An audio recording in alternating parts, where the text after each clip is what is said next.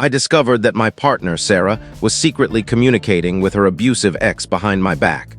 When I ended our relationship, he promptly cut her off, and she began pleading to reconcile with me. When I refused, she started obsessively following me. 3 years ago, I met Sarah, and before we became a couple, she shared details about her previous relationship. Her ex had been verbally and emotionally abusive, occasionally becoming physical. She left him after 3 years of torment. During their time together, Sarah formed a deep connection with her ex's young daughter, practically raising her. I was supportive of her maintaining contact with the child, but her ex abruptly ended that arrangement. For 4 months, there was silence until the harassment began. He started bombarding her phone with cruel messages and videos, mocking her and claiming his daughter despised her. Fast forward to a few nights ago, we were lying in bed when her phone lit up with a notification while she was in the bathroom. She asked me to check it, and when I did, I saw it was from him. Curious, I opened the message and discovered they'd been chatting for months, acting like old friends. Worse, when another message from him popped up later, she tried to conceal it, quickly swiping past the notification. When I confronted her, she brushed it off, insisting they were only discussing his daughter. Days passed, and I decided to have an honest conversation with her. The messages I'd seen left me reeling with questions. I asked her why she was really in contact with her ex. I was hoping for clarity, but her response cut deep. She admitted she needed someone to confide in about her struggles, someone to talk to, and apparently I wasn't enough for that. She said it so casually, as if it didn't matter, but it made me feel insignificant, like I wasn't the partner she could trust with her thoughts. The pain was sharper than I anticipated. She then showed me their entire conversation, perhaps thinking transparency would ease my mind, but it only deepened the wound. She didn't hide or delete anything, maybe believing openness would fix things, but it didn't. I could see her ex's motives clearly. He wasn't just talking about his daughter, as Sarah claimed. No, it was more than that. His words carried subtle flirtation, and it was evident he was trying to manipulate her, planting doubts about our relationship or trying to pull her away from me. He positioned himself as her savior, claiming he'd never betray her, despite the fact that I knew he'd been unfaithful to her twice before. It was ridiculous, but what hurt most was that Sarah didn't shut it down. She allowed his words to linger. She let him criticize me and our relationship without defending me. What stunned me further was that she'd told him she suspected I'd been unfaithful to her in the past. This was news to me. She'd never raised this concern with me directly, yet there it was, in their messages. She'd confided in him that she thought I'd cheated with my former supervisor. I used to exchange lighthearted texts with my supervisor and her partner, and I'd occasionally help them with home repairs on weekends for extra money. Nothing more. I'd always kept Sarah in the loop, sharing photos of the projects, receipts for materials, and even clips from their home security cameras to show their pets. I was open and honest, and she'd never hinted at any doubts. Yet she was telling her ex a completely different story. In their chats, he bragged about wanting to confront me violently if he were still in town. He ranted about his anger, even admitting to damaging his property in a fit of rage over this supposed betrayal. It was melodramatic, but what troubled me most was Sarah's silence. She didn't correct him, didn't clarify that we'd resolved any concerns or that her suspicions were baseless. She let him believe I was untrustworthy, fueling his threats and anger. Whether she took his threats seriously or not, her failure to set the record straight felt like a betrayal. I was devastated. I'd gone out of my way to prove my loyalty, to make her feel secure in our relationship, yet it seemed to mean nothing. No matter how much I tried, I wasn't enough. She didn't truly trust me, and that realization hit like a ton of bricks. I knew I had to take a stand. I laid it out clearly, giving her 2 options.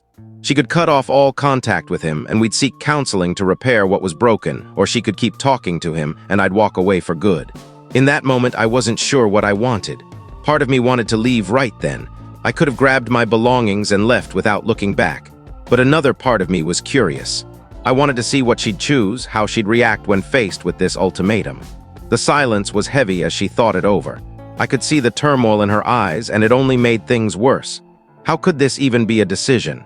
How could cutting ties with someone who'd hurt her so deeply and was now trying to sabotage us be a debate? Yet there she was, wavering. I wasn't sure what to expect. Part of me hoped she'd see how toxic this was and agree to end contact with him. Maybe I wanted her to choose me, to choose our relationship. But watching her struggle to decide, torn between her abusive ex and our life together, made me realize I might not be the issue. Maybe it wasn't about me being inadequate.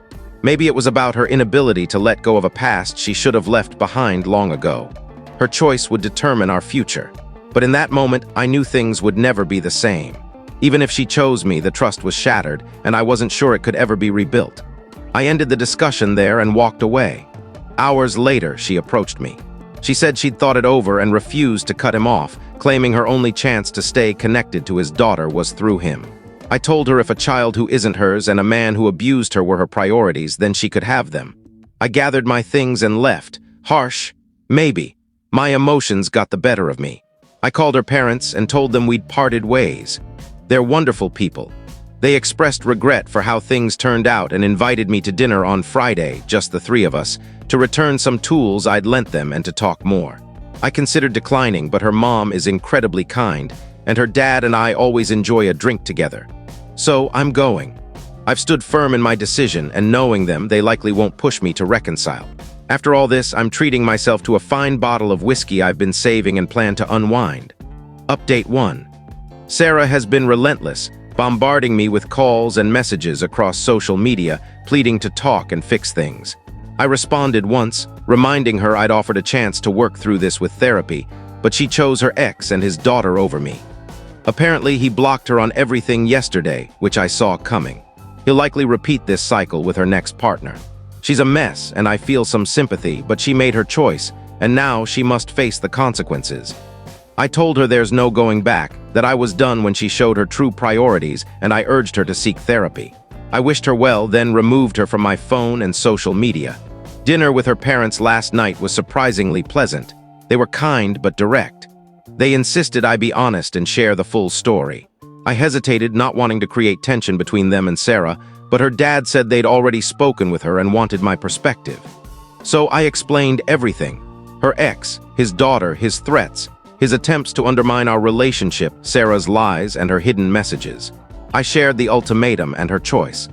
I urged them to get her professional help, warning that if she continues this behavior, she'll ruin herself and any future relationships. I want her to find happiness eventually, but it won't be with me. I'm done with the deception. I just want to move on and live my life, and I hope she can do the same. Their response surprised me. They apologized for her actions, expressed disappointment in how things unfolded, and supported my decision to leave. I'd expected them to encourage me to talk to Sarah and work it out, but they didn't. Her mom hugged me, but her dad looked defeated. I'd never seen him like that, and it hurt deeply. Seeing him so broken was tough, and there was nothing I could do. We sat in silence for a moment before he ordered a round of shots.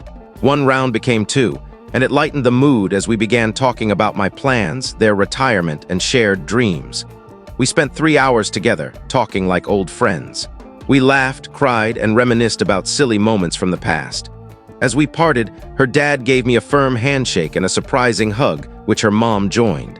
He'd never hugged me before, so it caught me off guard. They told me to take care of myself, eat well, avoid drowning in alcohol, and focus on moving forward. They're exploring therapy options for Sarah and suggested I consider it too, which I might. They returned my tools, said they'd miss me, and wished me well. I said my goodbyes and we went our separate ways. I feel lighter, like a burden has been lifted. I'm taking a break from dating. Someday I'll meet someone, but for now, that's not my focus. Update 2. Months passed since the breakup and life started to settle, but then things took a darker turn. Sarah's name began surfacing unexpectedly. A friend mentioning a strange encounter, a coworker referencing a vague message from her. At first, I dismissed these as random, but her actions soon became impossible to ignore. One night, while relaxing at home, a friend from a local security company reached out.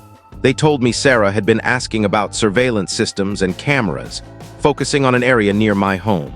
My stomach dropped, sensing something unsettling was brewing. I tried contacting Sarah to understand her intentions, but she ignored my calls and texts. Weeks passed, and her behavior grew more alarming. Neighbors reported someone lingering around my building. I occasionally noticed someone watching from a distance, their presence eerily familiar. My unease deepened when I learned Sarah was showing up at places I regularly visited, always staying just out of sight but making her presence known. Things escalated when a local real estate agency contacted me. Sarah had been inquiring about properties, seemingly intent on disrupting my plans after hearing I was considering buying a home. She was trying to make my life as difficult as possible. The situation reached a boiling point one night after dinner with friends.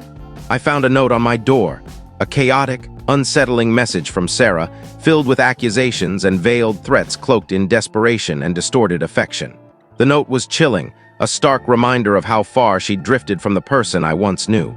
I immediately contacted the police and explained everything. They took it seriously, launching an investigation. Sarah's actions had crossed into harassment, and her persistent intrusions were now a legal matter. I provided the evidence, messages, witness accounts, and the disturbing note. The authorities were thorough, assuring me they'd handle it. But Sarah's behavior didn't stop. It grew more desperate. She began sending cryptic messages to my family and friends, trying to manipulate them into reaching out to me on her behalf. The boundaries between our lives were now blurred by her relentless pursuit. The breaking point came when her actions triggered a full intervention. The security company had gathered enough evidence to build a case against her. She was confronted with proof of her stalking and harassment and warned to stop all contact or face legal consequences. Under the weight of potential charges and her unraveling mental state, Sarah made a drastic choice. She decided to leave town, moving far away from the place where her obsession had consumed her. Her departure was sudden, and neighbors who'd witnessed her strange behavior were relieved. The real estate agency confirmed she'd relocated far from the area, and her name gradually faded from local conversations. In the aftermath, I found a sense of calm. The constant anxiety and fear began to lift, allowing me to focus on my well-being. Though the ordeal left scars, it strengthened my commitment to protecting my peace and mental health. Sarah's story became a cautionary tale, a reminder of how fragile trust is and the extremes some people go to when grappling with unresolved pain. As time passed, I rebuilt my life step by step.